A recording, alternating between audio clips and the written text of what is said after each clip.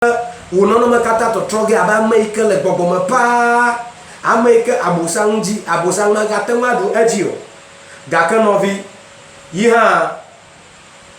nanya bana kweda manda yinsa kwa ambona chichiga agbona tutu ambona chichiga alabe ajojoga bo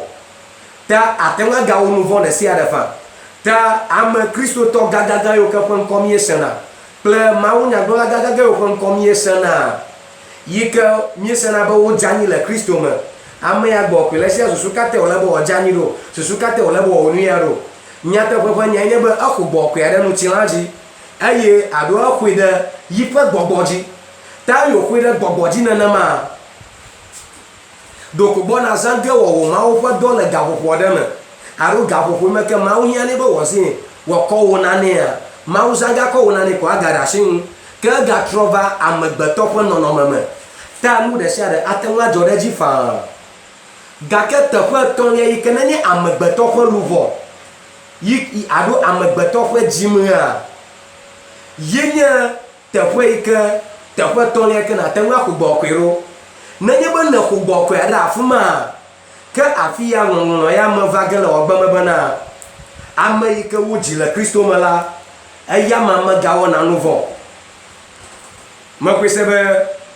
ami na mabona nyaka ko monage na nyebe mase gomo ami na nyejo la fia fo na yo na bia miade na no mano ta na ko bo kweda wonto oluvoma na nyebe na ko bo kweda luvoma ya magate nuvo ge la ni banjio nuvo magawo agbama vo suashi o choma vo ide ma vo me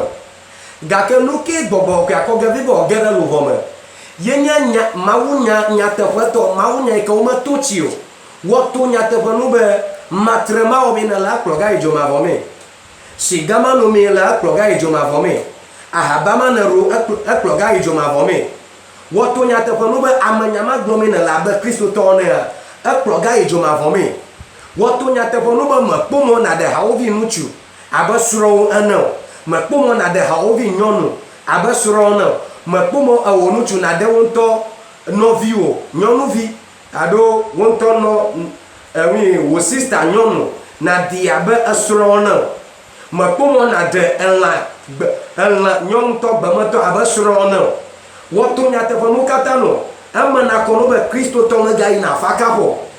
Kristo to me bia ntasana Kristo to magaglo na be ya yede yesu akwachi o woto nyate fo mo katano be Kristo to me dasronvel Kristo to me dasronton Kristo to me de nasron gogo akovia woto nyate fo no be wo madrana amishisio wo madrana takuvio ala be o be gbogbola fo nu na wa fa o na mi ayata fa hani miavana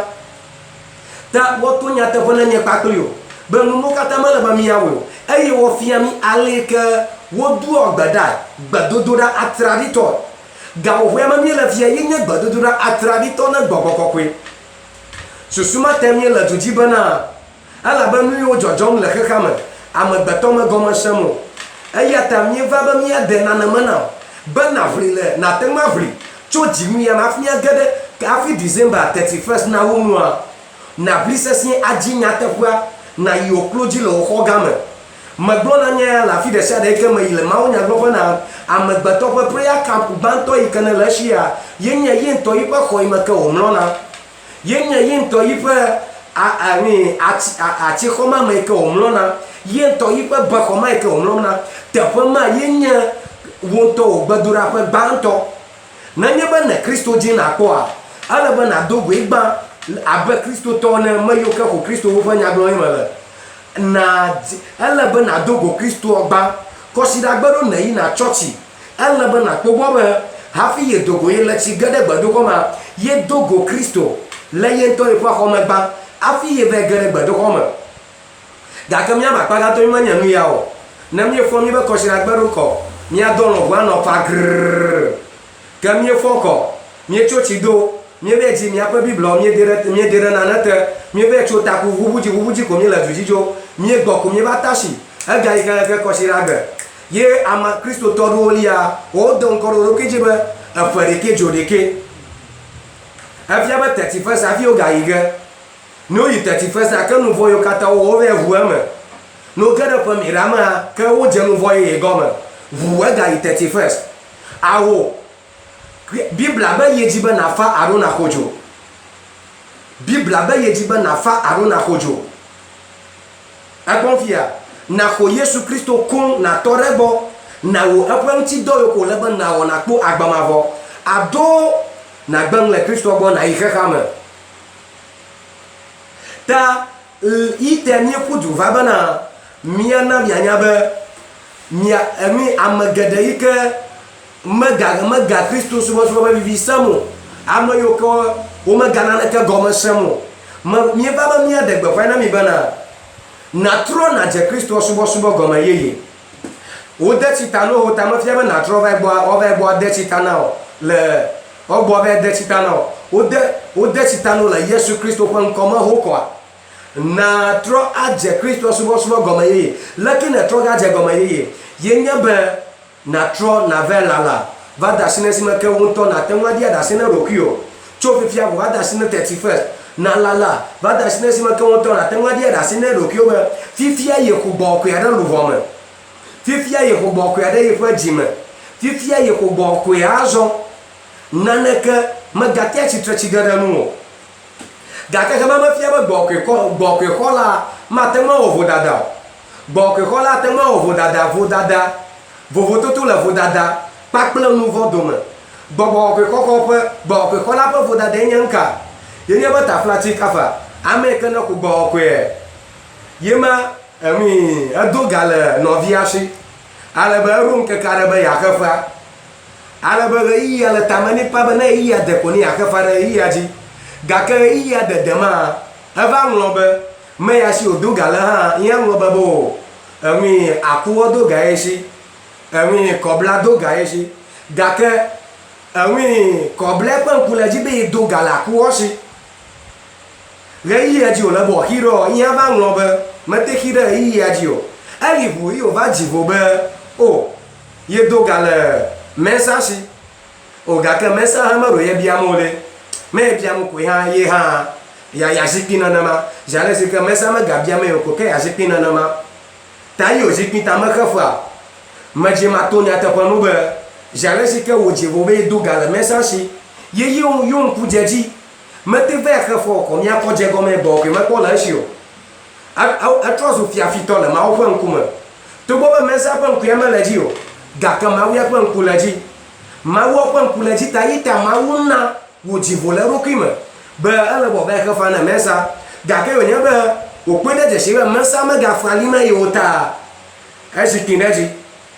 a confia ta a mama ko bo ko a te wanya ma wo nya glola ami sisi atenga no jatam laji jale sika ma khafa ko atrozo no vola afia bagbo ko ma la sio gakana nya ba yon ku jeji yo bo o yima khafa na mensa yiko yo mensa patakpada mensa o ta flati tueka afi masana no o ko nya ma no gama ha balo nya gama to na do sia nya ma le balo ko o afudu ave ko gana mensa afia ba voda dema agredo ta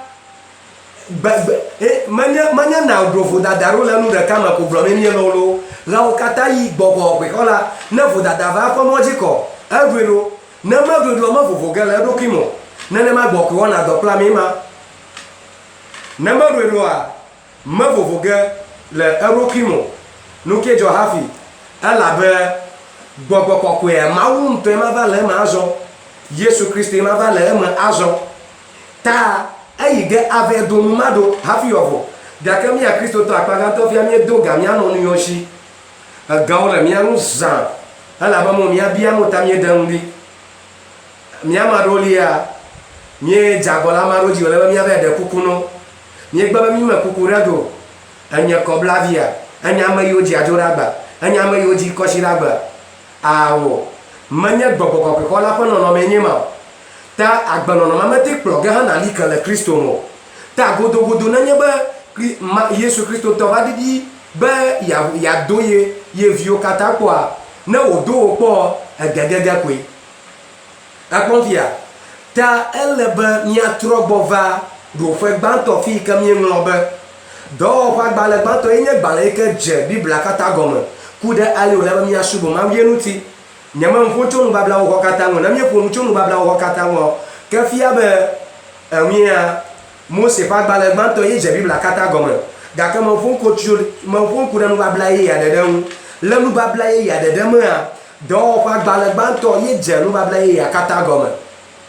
ta fifia ye ma dze gɔme kple gbɔgbɔ kɔkɔe xɔxɔ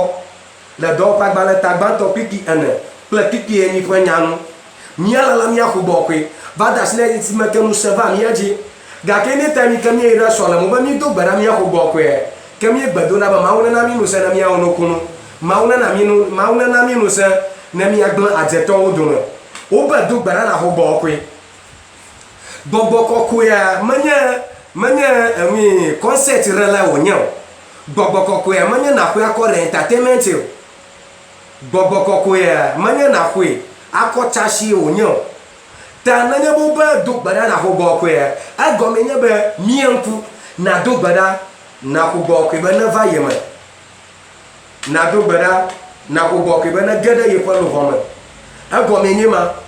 ta gbɔgbɔ kɔkɔe aɖe ne dzi gaxɔe wòge ɖe wò luʋɔ me he menye ne xɔe ɖe ŋutilã dzia ne yi ŋu aŋgbɔna kɔtsi ge no na si ɖe ge Yesu ŋu ne gblɔ be ŋkonye Yesu ɖeka me xɔ ŋkonye